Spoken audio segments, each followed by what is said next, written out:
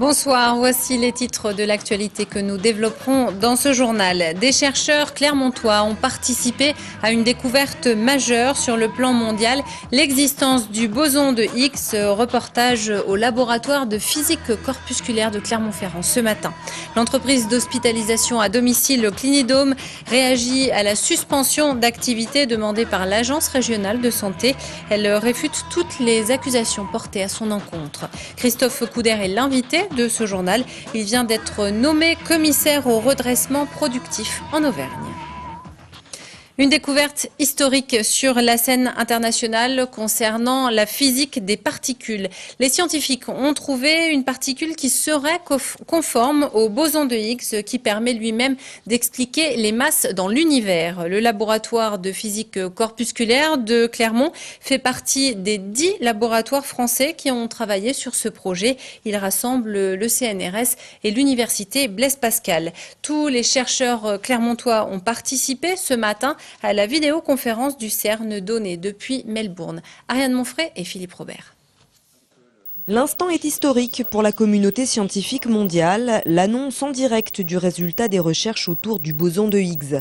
Ce projet rassemble une communauté de plus de 3000 scientifiques à travers le monde. Le labo mixte clermontois impliqué dans le projet depuis 1989 a apporté une pierre non négligeable à l'édifice. C'est un travail de 20 ans sur la conception du détecteur, sur la réalisation d'une partie des détecteurs qui, comme toutes les autres parties du détecteur, concourent à essayer d'identifier les événements issus des collisions. Et donc ça, c'est une chose importante. C'est aussi le travail des physiciens dans la préparation des analyses. Le détecteur sur lequel a travaillé le labo clermontois a un nom de code, il s'appelle Atlas. CMS est l'autre détecteur exploité par un laboratoire concurrent mais complémentaire. Ces deux appareils sont implantés dans l'accélérateur de particules du CERN à Genève, où travaillent une trentaine de physiciens clermontois. Tous espèrent maintenant que cette découverte mettra un coup de projecteur sur cette discipline fondamentale. C'est comme quand on a un beau match de football, et bien, il y a des gens qui s'intéressent. La physique n'est pas une discipline très facile. Peut-être ça va amener des lycéens actuels voyant ça, disent bah oui, il y a des choses intéressantes. Et puis on peut même faire ça à Clermont, c'est très intéressant. On pourrait à l'université faire de la physique et ça, je pense que ça serait la plus belle des choses qui pourrait nous arriver, c'est d'attirer des jeunes vers notre discipline. Pour le laboratoire clermontois de physique corpusculaire, cette découverte ne signe pas l'arrêt de sa collaboration. Au contraire, il faut maintenant valider toutes ces recherches et co-signer de nombreuses publications. Le laboratoire de physique corpusculaire communiquera sur ce sujet auprès du grand public lors de la fête de la science à l'automne prochain. Clinidome réagit après la mise en accusation de l'Agence régionale de santé. Nous en parlions hier soir.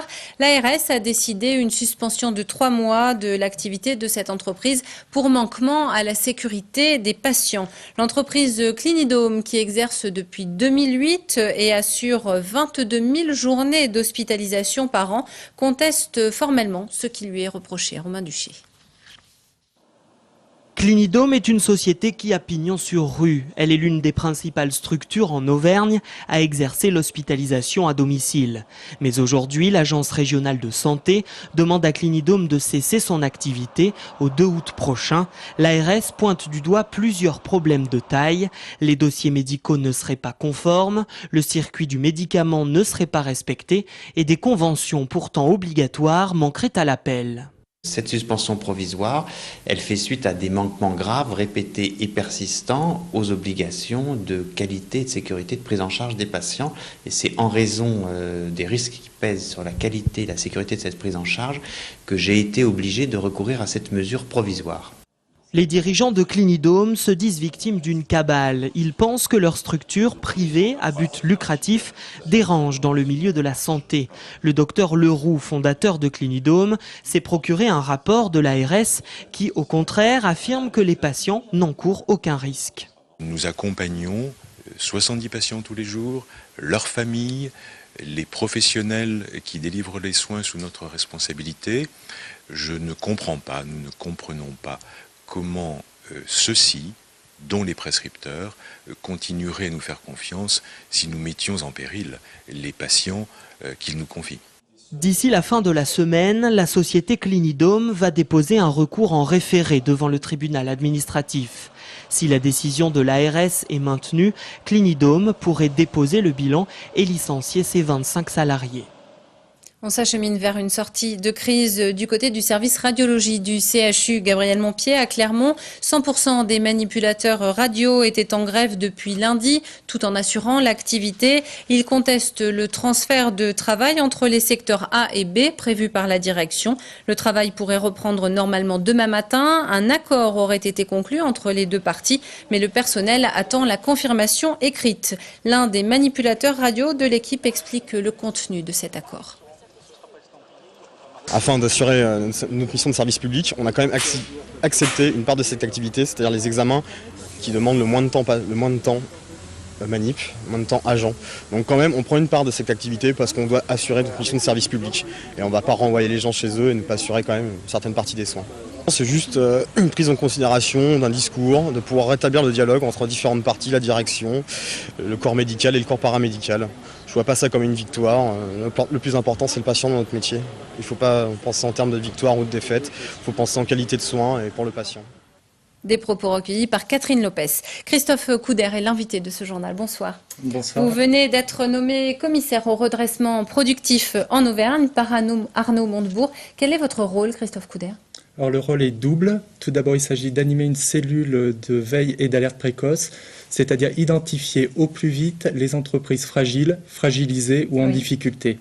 Et le deuxième volet de votre mission ? C'est l'accompagnement des entreprises en difficulté. Alors comment ça se passe ? Comment cette cellule d'alerte, d'urgence pourra-t-elle fonctionner et aider ces entreprises ? Alors la cellule d'urgence, elle va fonctionner à travers le réseau, donc les consulaires, les services de l'État, les opérateurs de l'État, les collectivités qui vont nous faire remonter. Et j'invite tous les chefs d'entreprise qui pensent avoir une difficulté, qui pensent être dans une situation fragile, à intervenir auprès de moi, demander un appui. On fait un diagnostic, on nomme un chef de file et on suit ces dossiers. Quelles sont les entreprises concernées ? Ça, je ne peux pas vous le dire puisqu'on va travailler dans la confidentialité. On ne peut pas mettre sur la place publique des entreprises qui pourraient être fragiles à un instant T, mais qui ont un avenir certain dans le monde économique. Mais il y a des critères, je veux dire, nombre de salariés ou des choses comme ça. Alors les critères, effectivement, les plus de 400 salariés sont gérés au niveau national. Oui. Mon rôle s'arrête au moins de 400. Mais jusqu'aux toutes petites entreprises ? Jusqu'aux toutes petites entreprises, puisqu'on sait que les TPE et PME sont largement majoritaires en Auvergne. Quel type de solution pourrez-vous mettre en œuvre pour des entreprises en difficulté aujourd'hui ? Alors, on a différents outils qui existent. Par exemple, on a la médiation inter-entreprise. Oui. S'il y a un conflit entre deux entreprises, c'est un règlement à l'amiable, on les met autour de la table. On peut parler également de la médiation du crédit. Il y a également des outils qui existent au sein du conseil régional. Il y a le chômage partiel. Donc, à l'amont, on a tout un tas de dispositifs qui préexistent. Par contre, pour l'aval, pour les entreprises d'ores et déjà en difficulté, et je dirais qui sont passées en procédure collective, donc sous le tribunal de commerce, il s'agit plus de médiation et de négociation par rapport aux créances, voire une recherche de repreneurs. On a du mal à comprendre comment une entreprise en difficulté, par exemple, qui a des gros problèmes de trésorerie, va pouvoir remonter la pente à travers certaines mesures. Expliquez-nous un petit peu plus. Alors, celles qui ont des difficultés largement avérées et des grosses créances, effectivement, là, on peut s'orienter plutôt sur une reprise. Oui. Et c'est pour ça qu'on est sur l'anticipation au maximum pour éviter de se retrouver face à ces situations qui sont plutôt bloquantes. Donc pour vous, l'idée, ce sera aussi de réunir les forces de la région pour aider éventuellement celles qui sont en difficulté ? Exactement. Je m'appuierai sur le réseau donc, des services de l'État, opérateurs de l'État, des collectivités, également des consulaires, oui. etc. Donc je peux m'appuyer, on les a reçus, ils sont d'accord, ils appuient le dispositif et on va se mettre tous ensemble pour faire mieux qu'avant. Et vous serez en lien permanent, évidemment, avec le ministère du redressement productif également ? Toutes les semaines. Vous travaillez en Auvergne depuis 2008, donc vous connaissez bien le territoire. Ça, c'est un facteur indispensable pour justement être le bon relais sur le terrain de ces entreprises. Exactement. Le choix qui s'est fait et qui est assumé, c'est de choisir quelqu'un qui est déjà présent sur le territoire, donc avec une connaissance du réseau des entreprises, mais également des partenaires, pour pouvoir aller plus rapidement et être plus efficace. Vous travaillez à la direction régionale des entreprises précisément. Vous avez déjà eu des appels alors que ça fait seulement 2 jours que vous êtes nommé. Vous n'êtes pas surpris, j'imagine? Non. Non, il y a une forte attente et il y avait une première communication et donc beaucoup d'entreprises, je pense, attendaient la mise en place du dispositif et maintenant j'ai des appels. Beaucoup d'entreprises sont en difficulté en Auvergne? Non. On a vu les résultats de l'INSEE en 2011, il y a une forte baisse. Par contre, on reste vigilant et c'est pour ça qu'on a mis en place également ce dispositif au niveau national. Merci Christophe Couder d'avoir accepté notre invitation. Merci à vous. La Chambre de métier et de l'artisanat proposait aujourd'hui les mercredis de l'apprentissage, comme elle le fait régulièrement, l'occasion de valoriser certains métiers auprès des jeunes, comme celui de boucher par exemple. Voyez le reportage de Mathilde Espinas, tourné à Chamalières à l'occasion de l'opération 24 heures chez mon boucher. C'est la 6e fois que Jean-Luc Elbert participe à l'opération 24 heures chez mon artisan boucher. Alors, il fallait mettre les petits plats dans les grands. Cette opération, c'est l'occasion pour lui de renforcer le lien avec ses clients et de faire découvrir son métier. Ça permet aux gens de venir voir nos établissements, nous rencontrer. Il y a quelques années, on avait encore l'image du boucher. La mauvaise image, plein de sang, abandonnant. Maintenant, ça a évolué. Avec 18 autres artisans pudomois, ils ont donc décidé d'ouvrir les portes de leur commerce pendant 2 jours. La convivialité et la qualité de ces boutiques de quartier, c'est ce que recherchent des clients toujours fidèles. Celui qui travaille, peut-être qu'il va peut-être un peu plus loin, mais celui qui reste, dans le quartier, il cherche la qualité. Voilà, c'est pas du tout pareil. Hein. On parle toujours de la crise, mais c'est nous qui la faisons aussi en fait. Hein. Parce que si on boude un petit peu tous les commerces, c'est fini quoi. Si le commerce marche bien, les bouchers se tournent maintenant vers l'avenir et espèrent que la nouvelle génération ne boudera pas ce métier qui ne connaît pas le chômage. Prochaine session des mercredis de l'apprentissage à la Chambre de métier le 18 juillet prochain. La réfection des chemins dans le massif du Sancy. Des travaux sont effectués dans les secteurs du Pas de l'Âne et du Ferrand-Nord sur le territoire de la réserve de Chastret ou encore du parc des Volcans. L'objectif est de stabiliser les pentes après les glissements de terrain liés aux intempéries. Voyez le reportage de Philippe Robert. Des toiles en fibre de noix de coco, des piquets en bois et en acier. Au total, 10 tonnes de marchandises doivent être acheminées sur 2 sites au sommet du Sancy.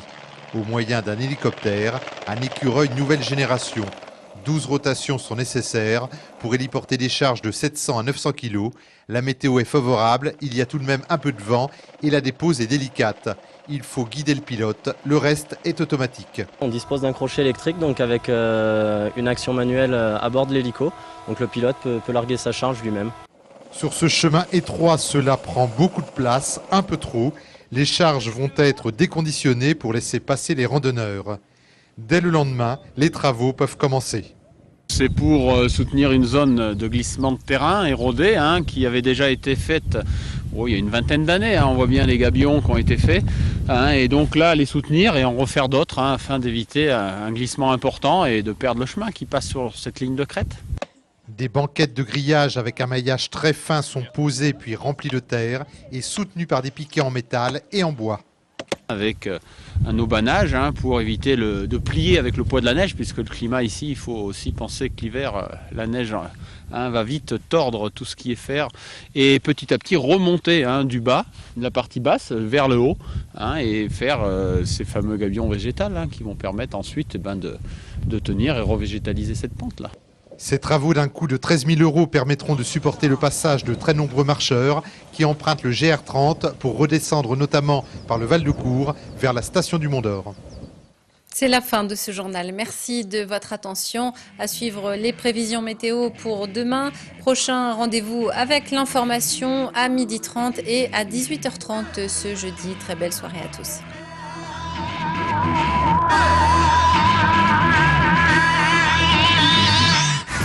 Toute l'actu locale est aussi en ligne. Retrouvez votre JT sur clermontpremière.com.